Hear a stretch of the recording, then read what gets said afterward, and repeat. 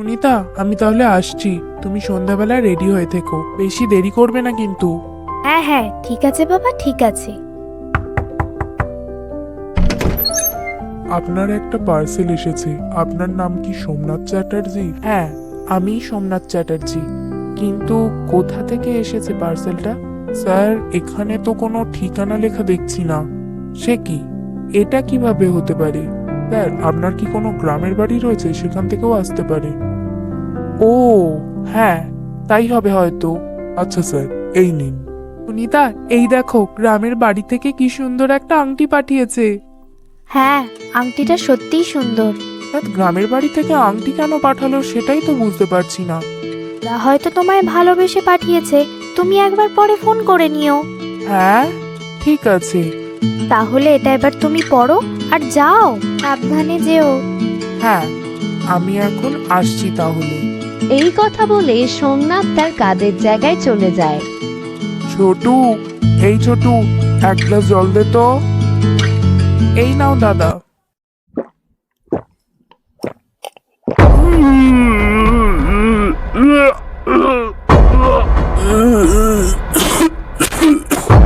দাদা,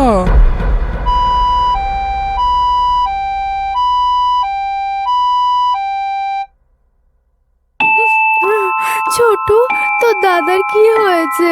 বাড়ি থেকে বেরোনোর সময় তোর দাদা তো একদম ঠিক ছিল। বৌদি, আমি তো ঠিক জানি না।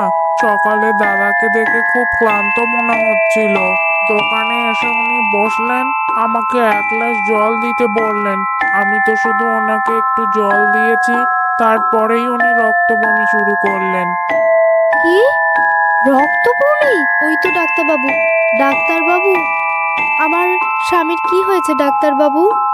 আমরা কিছু টেস্ট করতে দিয়েছি। টেস্টের রেজাল্ট এলেই আমরা আপনাকে জানাতে পারবো। ডাক্তারবাবু, প্লিজ আমার স্বামীকে বাঁচিয়ে নিন। আপনারা যা করতে হয় সেগুলো সব করুন। চিন্তা করবেন না, আমরা আমাদের তরফ থেকে চেষ্টা করব। আমার মনে হয় গ্রামের বাড়িতে একবার খবর দেওয়া উচিত। ডাক্তারবাবু, আমার হাজবেন্ডের এখনো জ্ঞান ফিরল না কেন? আমরাও সেটা বুঝতে পারছি না। সমস্ত টেস্ট রিপোর্ট এসে গেছে, সবকিছুই তো নর্মাল রয়েছে, কোনো সমস্যাই নেই। এখন ভগবানের কাছে প্রার্থনা করুন, আশা করি সমস্ত কিছু তাড়াতাড়ি ঠিক হয়ে যাবে। এভাবে বলবেন না ডাক্তারবাবু। যদি এর থেকে বড় কোনো ডাক্তার ডাকার দরকার পড়ে তাহলে আপনারা তাই ডাকুন, আমাদের সমস্যা হবে না। ওকে বাঁচানোর জন্য আমি সর্বস্ব দিয়ে দিতে রাজি, শুধু ওকে বাঁচান। আমাকে ক্ষমা করবেন, আমি আমার সর্বস্ব দিয়ে চেষ্টা করেছি। কি হয়েছে আমাদের খোকার? এসব কিভাবে হলো? আমি কিছুই জানি না। গতকাল সোমনাথ দোকানে গিয়েছিল, সেখানে এক গ্লাস জল খাওয়ার পরেই নাকি রক্ত বমি করেছে। পরেই ওকে হাসপাতালে নিয়ে আসা হয়, ওর এখনো জ্ঞান ফেরেনি। ডাক্তারবাবু তোমাকে কি বলেছে? তারাও কিছু বুঝতে পারছে না। সুনিতা, তুমি কেঁদো না, সব কিছু দেখবে, আস্তে আস্তে ঠিক হয়ে যাবে। হ্যাঁ কাকিমা, আমারও তাই মনে হয়।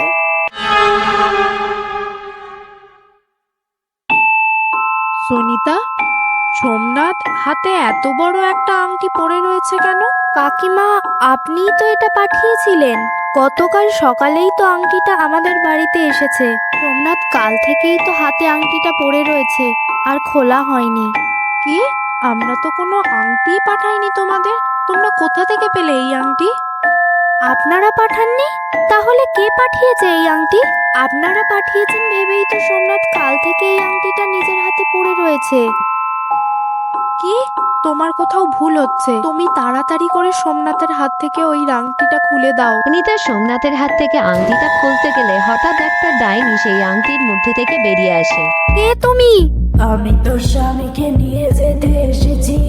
কালকেই রয়েছে অমাবস্যা তিথি, আর সেই অমাবস্যায় আমি তোর স্বামীকে নিয়ে যাব। খালি হবে তোর স্বামীর জীবনের শেষ দিন। না, আমি তোমাকে এটা কিছুতেই করতে দেব না। যদি আমার সামনে কেউ আসে বাধা দেবার জন্য, আমি তাকেও মেরে দেব। আমাদের তাড়াতাড়ি কিছু একটা করতে হবে, নইলে আমরা সোমনাথকে সারা জীবনের মতো হারিয়ে ফেলবো। কিন্তু আমরা কি করব কাকিমা? আমি তো কিছুই বুঝতে পারছি না এখন। তুমি আমার সাথে এসো। কিন্তু সোমনাথকে আমি এখানে একা এভাবে ফেলে কি করে যাব? তোমার কাকা এখানে থাকবে। তুমি এখন আমার সাথে চলো বরং, নইলে কিন্তু বড্ড দেরি হয়ে যাবে।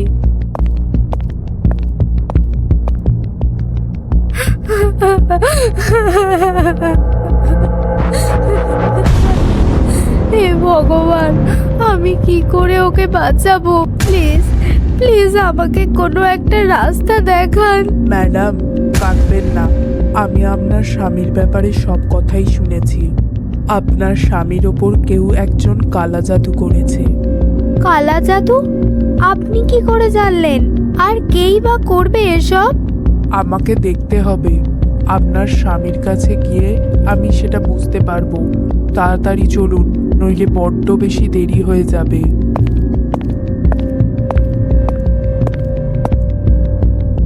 আপনারা সবাই এখন এই ঘর থেকে বেরিয়ে যান। এর মধ্যে থাকলে আপনাদেরও কোনোভাবে বিপদ হতে পারে।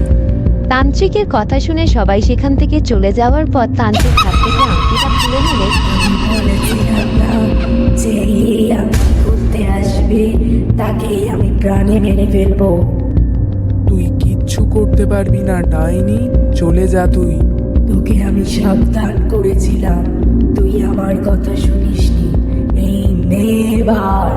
আমিও তোকে একটা সুযোগ দিচ্ছি ডাইনি।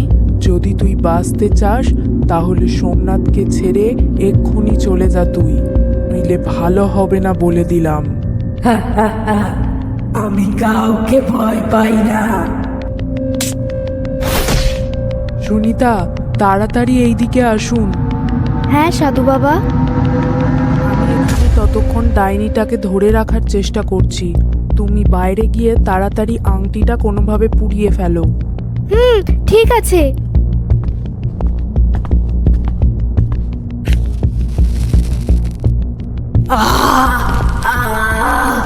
এটা কিভাবে হতে পারে?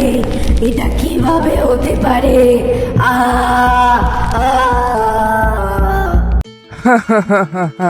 এখন আপনারা সকলেই ভিতরে আসতে পারেন। সুনিতা, ও সোমনাথ, তোমার জ্ঞান ফিরে এসেছে।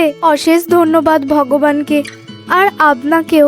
আপনার জন্যই আমার স্বামী আজ বাঁচতে পেরেছে। আপনাকে ধন্যবাদ দেওয়ার কোনো ভাষা আমার কাছে নেই। এটাই তো আমার কাজ। যেখানে ডাক্তার কিছু করতে পারে না সেখানেই আমার উপস্থিতি ঘটে, আর আমি মানুষকে সাহায্য করি। এই নাও, এই তাবিজটা আপনাদের সাথে রাখবেন, আর এই জলটা বাড়ির চারপাশে ছড়িয়ে দেবেন। কোনো সমস্যা হলে আমায় জানাবেন। এই নিন। হ্যাঁ বাবা। আমি তাহলে আসি এখন।